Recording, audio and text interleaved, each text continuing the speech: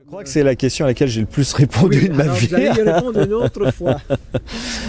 Donc il y a 40 ans, j'étais un jeune étudiant à l'époque, avec Marc Toralba qui faisait les mêmes études que moi. Et on devait faire un stage l'été, et on a fait un stage au Québec. Et à l'époque, la petite édition indépendante n'existait pas tellement en France, c'était vraiment les débuts. D'ailleurs, c'est pour ça qu'il y a quelques éditeurs qui fêtent leur 40e anniversaire en même temps, c'est qu'on était là, il y a une nouvelle génération d'éditeurs. Et au Québec, par contre, on a été très surpris parce qu'en vitrine des librairies, on voyait des livres d'éditeurs qui avaient des noms très bizarres, qui s'appelaient L'Obscène Nyctalope, Les Herbes Rouges, etc., etc., et qui publiaient essentiellement de la poésie. Et ça, c'était en vitrine des librairies, très souvent, ce qui n'était pas le cas en France, loin de là, même à l'époque. Et avec Marc Toralba, on s'est dit, ah oui, mais bien sûr, quand on rentre au Québec, quand on rentre en France, on publie, on choisit un nom bizarre et on publie que ce qui nous plaît. Et donc dans l'avion du retour, on a choisi un mot chacun qui fonctionnait bien ensemble, notamment au niveau de l'assonance. Et donc moi j'ai pris le Castor, il a pris Astral, et c'est devenu le Castor Astral. Voilà.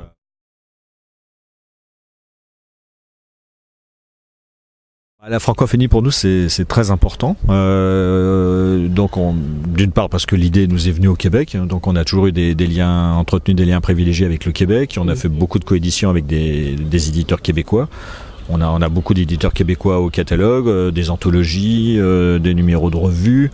Donc pour nous, il y a toujours eu le Québec est très proche, affectivement, vu qu'on a eu l'idée là-bas, et on a toujours eu des très bons rapports avec les auteurs québécois. Mais évidemment, il n'y a pas que le Québec, donc on a beaucoup de liens privilégiés avec la Belgique surtout. Donc Vous avez une collection de quoi ? Oui, on a une collection qui publie beaucoup d'auteurs francophones, mais aussi néerlandophone, flamand. Voilà, mais bon, on a publié aussi un peu moins de Suisse, mais c'est essentiellement très axé sur Québec et Belgique.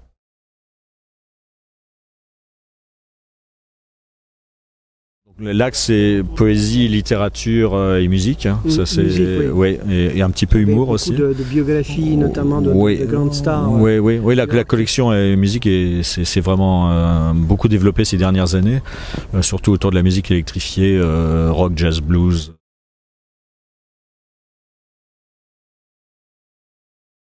On a publié à la fin de l'année dernière notre 1000e livre. Et donc c'est notre 40e anniversaire. Et combien d'auteurs ? Auteur, on a plus entre 300 et 400 auteurs. Ouais.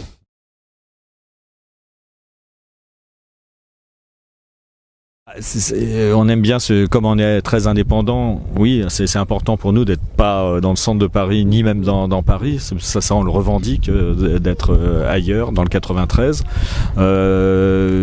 Ceci dit, le département ni la région ne nous ont jamais énormément soutenus, mais enfin c'est un peu ce que je regrette beaucoup en fait, parce que nous on serait prêt à faire beaucoup de choses avec le département et la région. Surtout qu'il n'y a pas beaucoup d'éditeurs dans le 93, donc ça j'ai toujours eu du mal à comprendre ça. Mais ceci dit, on est très content d'être dans le 93 et on le revendique.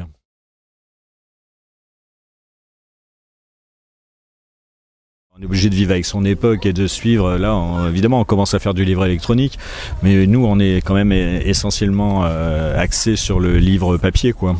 Donc, évidemment, on se met au livre électronique, mais bon, il faut savoir qu'encore du livre électronique, c'est encore extrêmement faible en France. Hein. C'est même pas 5% des ventes, donc c'est encore très faible. Il y a une grosse résistance d'ailleurs, comparativement, par exemple, aux États-Unis ou au Canada.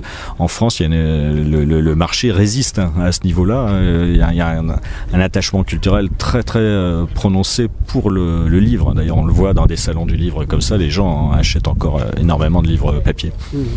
Mais au niveau des droits d'auteur, oui, ça change pas grand-chose. De toute façon, on donne des droits d'auteur dans les mêmes proportions pour le livre électronique que pour le livre papier.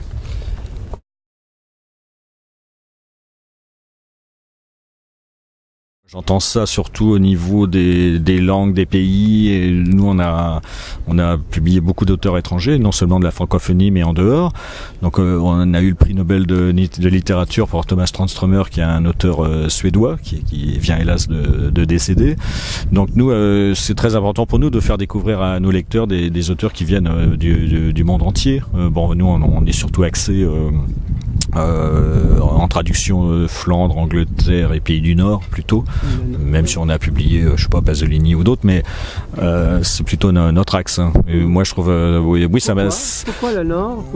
C'est un concours de circonstances? Oui, à la fois, puis peut-être une attirance aussi. J'ai toujours été plutôt attiré par les pays du Nord que par les pays du Sud, mais bon, depuis que je suis gamin quoi, je rêvais de la Suède quand j'étais gamin.